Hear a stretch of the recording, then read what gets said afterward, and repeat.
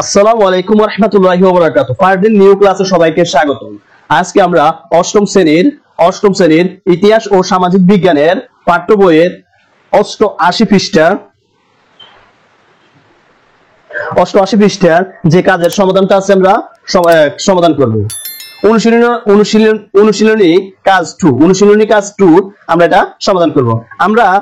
আমার বিদ্যালয়ে চর্চা করা হয় সমাজের প্রচলিত এমন রীতিনীতি এবং মূল্যবোধ নিয়ে আলোচনা করো। এখানে বলছে আমরা যে এর কাজের উত্তরে লিখতে পারি। প্রিয় শিক্ষার্থী, আমি প্রতি উত্তরে লিখতে পারি আমরা এইভাবে: বিদ্যালয়ে চর্চা রীতিনীতি এবং বিদ্যালয়ে চর্চা মূল্যবোধ। শিক্ষকদের সালাম দেওয়া এবং শ্রদ্ধা করা, শিক্ষকদের মতামতের গুরুত্ব দেওয়া, সহপাঠীদের সাথে বন্ধুত্ব সুলভ আচরণ ব্যবহার করা এবং নিয়ম শৃঙ্খল মেনে চলা এবং নিয়মিত বিদ্যালয়ে যাওয়া, ক্লাসে কারো কোনো প্রকার ক্ষতি না করা।